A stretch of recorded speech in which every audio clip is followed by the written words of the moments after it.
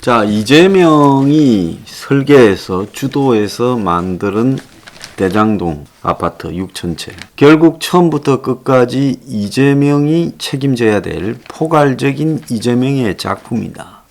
이재명은 이 이전에 공영 민영을 반복하던 이 대장동 부지 개발과 관련하여 굉장히 비판적인 시각을 내걸고 시장에 당선됐고, 그가 시장에 있는 동안에 가장 큰 게 한 일이 이 사업입니다. 그래서 이 사업은 전체 사업비가 한 4조 정도 들어간 걸로 보이고요. 2조 정도가 남았을 거라고 보입니다. 더블 치기를 한 걸로 보여요. 그게 그럴 수밖에 없는 게 한번 보세요. 지금 이 화천대유와 천화동인 등이 배당이나 시행 등으로 가져간 게 한 9천억 정도가 현재 확인이 되죠. 그것뿐만 아니라 이재명의 성남시에 환수받았다고 이야기하는 게 5,500 정도 되지요. 자, 그 외에 기타 또 시행자들이 벌어간 돈까지 하면 기본 2조는 남았다고 봅니다. 그러니까 아파트라는 게 따지고 보면 4조 비용이 들어가 2조 버는 반 남는 장사라는 겁니다. 쉽게 말하면요, 대장동의 분양 가격이 2,070, 2,090, 또 어떤 거는 3,440이란 말이 있습니다. 3,600이란 말도 있고요. 자, 그러면 이것들이 전부 이재명이 초기에 이야기한 대로 1,100만원대에 공급이 될 수 있었다라고 봅니다. 그럼 이 사업에 대해서 잘못되어서 시민들은 비싸게 아파트를 구입하고 공영 민영했어요. 자, 사업자들은 저기에 부당하게 9천억이 되는 이득을 남기고, 그 화천대유와 천화동인만 그랬습니다. 또 다른 사업자도 있겠죠. 그리고 그 밑에 오늘 아침 뉴스에 보면 지분을 갖고 들어갔던 화천대유 멤버나 천화동인 멤버들이 보면 1억 투자한 사람이 김만배가 1208억, 그리고 김만배 가족이 872만원 넣어서 101억, 김만배 누나가 872만원 넣어서 101억, 남욱 변호사가 8,720만원 넣어서 1,007억, 그리고 회계사가 정영학이 5,581만원 넣어서 644억, 조현성 변호사가 2,442만원 넣어서 282억, 배모 전 기자가 1,046만원 넣어서 121억, 이렇게 벌었다고 이야기가 나오고 있습니다. 자, 이 사업에 있어서 기획은 누가 했느냐? 키맨이 유동규인데, 자, 이 부분과 관련해서 이야기가 나오고 있습니다. 그래서 이 사업은 남욱이라는 친구가 이미 이재명이 하기도 전에 이 땅을 해먹으려고 땅도 상당히 사고, 또 재벌 건설사들도 상당히 사놨다는 이야기가 있고요. 김만배도 이 땅에 오랫동안 눈독을 들였고, 그 남욱이가 최태원이 여동생이 빌려준 돈을 가지고 키넨 파트너스로부터 291억을 대출받았고, 초기 자금이요. 또 박중훈이가 관계되는 MSBT로부터 60억을 대출받았어요.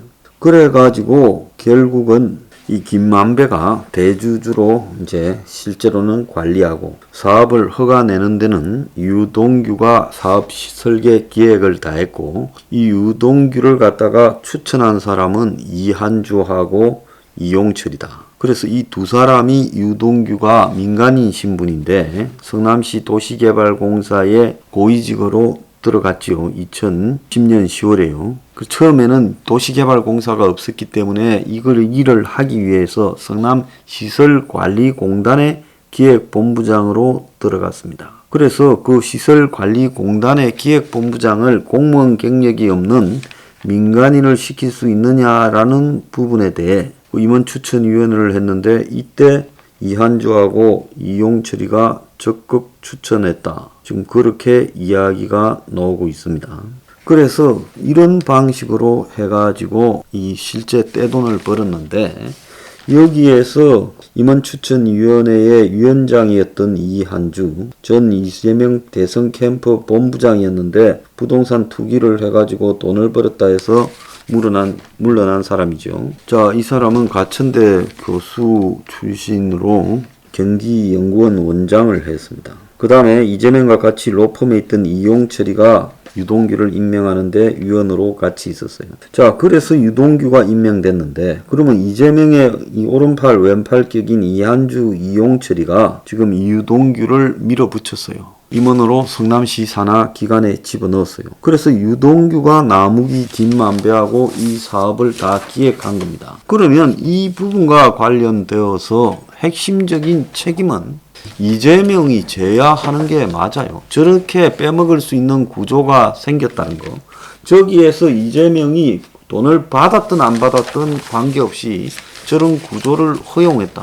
이재명은 성남시장이 되기 전에 저런 구조로 해먹으려 한다고 전임 이 성남시장들을 굉장히 비판하지 않았습니까? 그런데 자기가 성남시장이 되어서는 정작 저렇게 빼먹을 수 있는 구조를 갖다가 만들어서 자기 신복들을 갖다가 시켜가지고 그래서 저 사업을 기획하는 책임자로 유동규를 집어넣고 또 유동규 밑에 뭡니까? 정민용입니까? 그 변호사 하나까지 나무기 쫄병을 갖다가 유동규 밑으로 이 성남 도계공으로 들어오라 해가지고 거기에 직원으로 7년이 있게 했다는 거예요. 그럼 이런 부분들을 이재명이 정말 아무것도 모르고 정말로 성남 시민들한테 이익이 돌아가겠다라고 추진했고 지금도 그래 생각한다면 이재명은 정신병원으로 가야지요.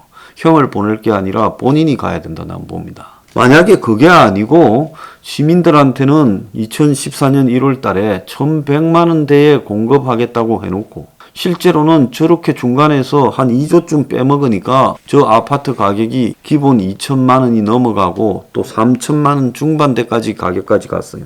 일부는. 그러면 저렇게 된 부분에 대해서 이재명은 그걸 알았다면 공범이 아니라 주범이었다는 것을 돈을 먹었고 안 먹었고 관계없이 분명한 책임이 있는 겁니다. 자, 유인태 전 국회 사무총장이에요. 이재명이 대장동 개발 특혜 의혹에 어떤 것이 드러나면 사람을 잘못 쓴 책임에서 자유로울 수 없을 거다라고 이야기를 했습니다.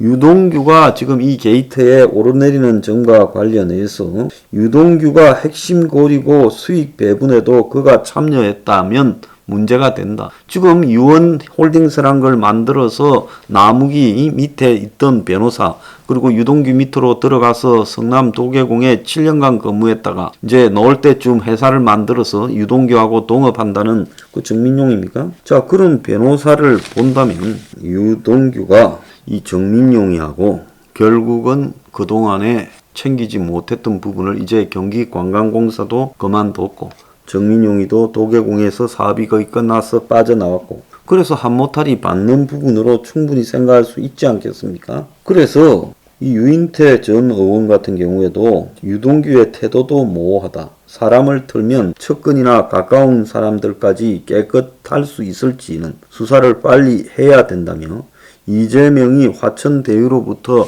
한 푼도 안 받았다라고 해도 사람을 잘못 쓴 책임에선 자유로울 수 없을 거다. 자, 이렇게 말을 하고 있습니다.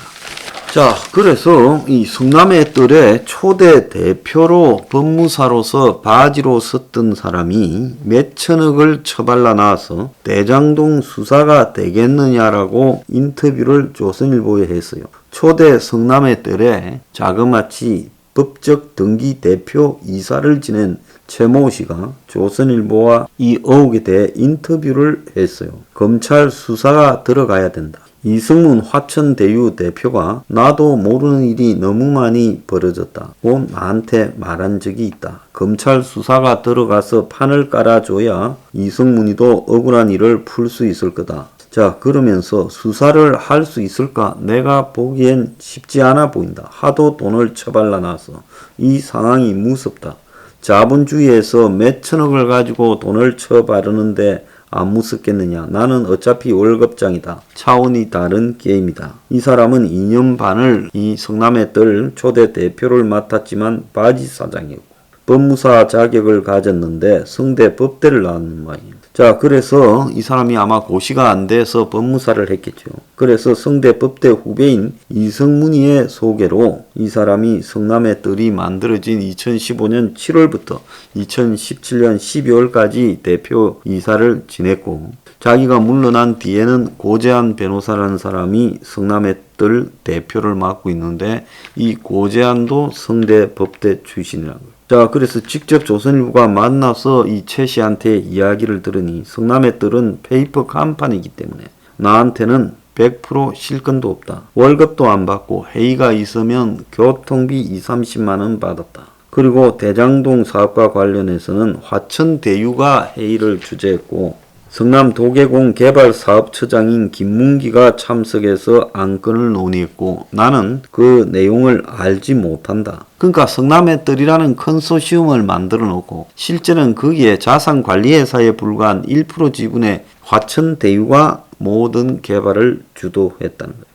자, 이것부터도 시스템이 잘못된 거 아닙니까? 성남 도시개발공사와 화천대유가 이 사업을 다 주도했기 때문에 도시개발공사는 이재명의 자회사잖아요. 성남시예요. 그런데 이재명이가 나는 모른다고 할 수 있겠어요? 이승문이는 이 질문을 하자 우리는 사업하는 회사일 뿐 정치와 무관하다. 이래 말했답니다.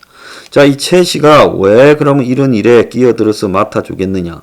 그러니까 아파트가 수천 채가 이렇게 팔려나가서 등기를 해야 되니까 등기를 주겠다 이렇게 말했다는 거예요. 그래서 일부 구역에 등기를 해서 한 1억 정도 수입을 얻었는데 다른 등기들을 뺏겼는데 왜 이승문에게 뺏어가냐고 하니 이재명 지사와 잘 아는 법무사에게 줘야 된다 해서 알았다고 말했다는 겁니다. 법무사 쪽은 그런 일이 많다. 경쟁이 치열하니까.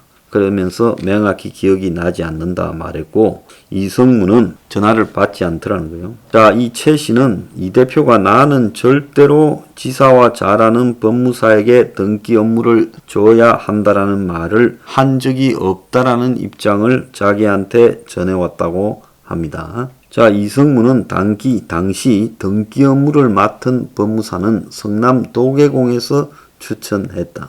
웃기는 소리라고 봅니다.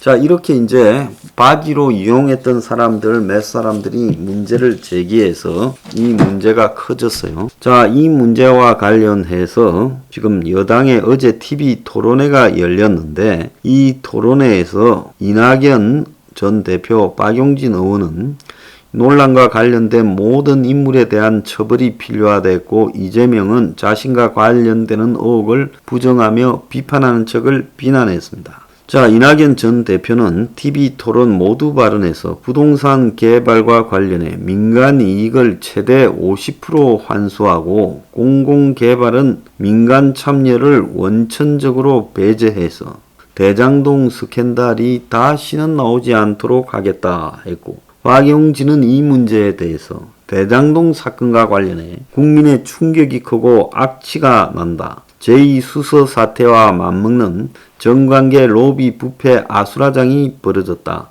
30년 동안 이 모양인 게 안타깝다. 여야를 불문하고 정재계 불법 행위자를 싹 다 잡아야 한다 했고 자, 이에 대해 이재명은 정치 부패 언론 세력들이 합작해서 이 개발 이익을 독식했다. 기본적으로 건설이익과 금융투자 이익을 배제하는 것이 아니라 인허가 자체에서 생겨나는 불로소득을 환수하도록 하겠다라고 말을 했고 추미애는 이재명의 입장을 옹호했다고 합니다. 자, 박용진은 대장동 땅이 황금알을 낳았지만 그 황금이 소수의 기득권 카르텔에 넘어갔다. 서민 주거 안정과 공익성은 정발된 것 아니냐. 이 지사가 이를 설계하고 주도해 왔다고 하는데 어떤 공공성을 확보한 것인지 묻고 싶다. 이낙연은 대장동과 관련해 민주당이 말하고 있는 것에 찬성하는 국민은 약 30%쯤, 그러지 않은 사람이 2배다. 빨리 수사하는 것이 당으로나 정권 재창출을 위해 필요하다고 보고 합수본을 꾸려야 된다. 요렇게 지금 말을 했습니다.